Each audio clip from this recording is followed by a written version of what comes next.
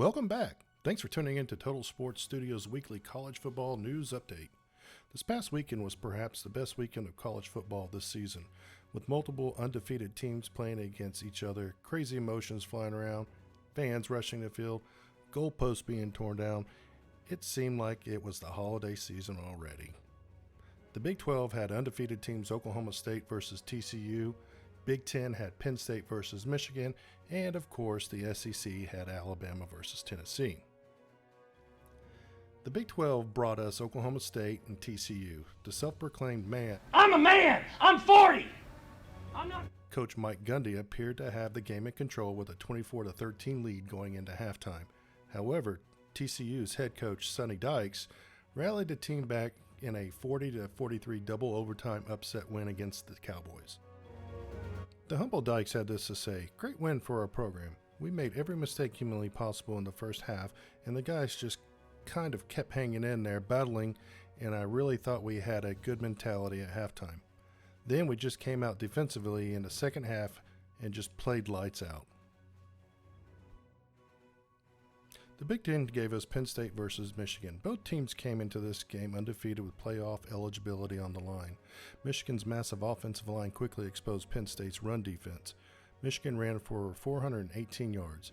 Penn State's defensive tackle P.J. Musfer said, "As a defensive line, we pride ourselves on stopping the run, and we didn't do that.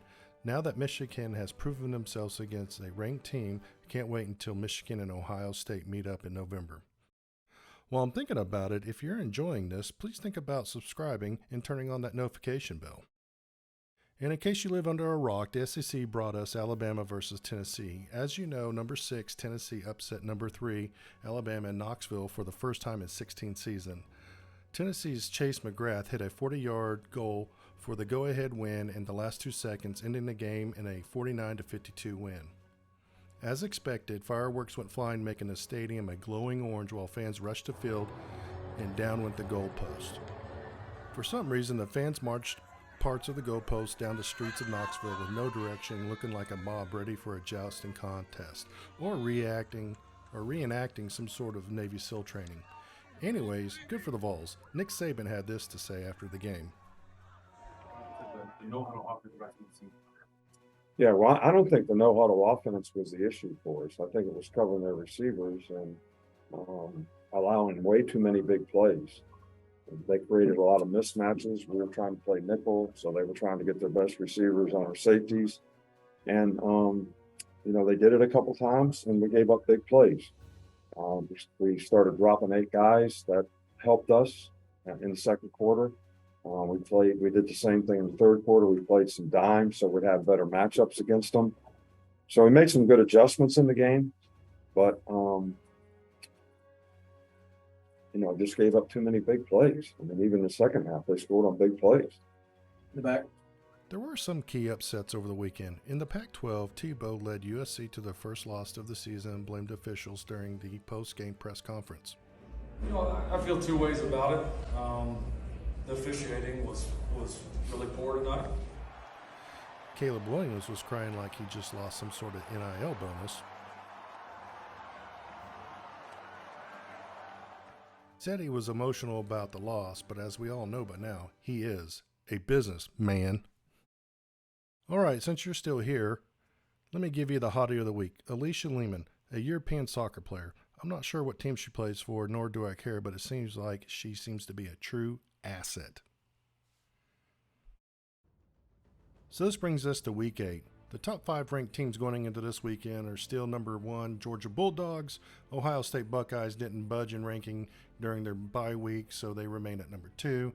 Tennessee leapfrogged from number 6 spot to number 3, dropping Alabama to number 6.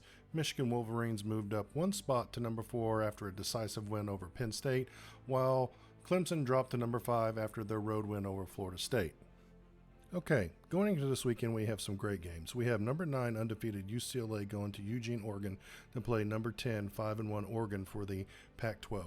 Oregon is strongly favored in this game, but expect UCLA's veteran team to be locked and loaded for duck season.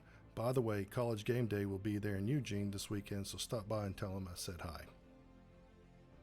In the ACC, we have number 14 undefeated Syracuse on the road against number 5 undefeated Clemson. Clemson and Syracuse are among 9 undefeated teams left in college football, and Dabo Swinny will lead the Tigers to what should be a win over the underdog Syracuse Orange, making Clemson the clear-cut favorite in the ACC Atlantic. But keep in mind, Syracuse has been underdogs in most of their games this season, so watch out, Tigers.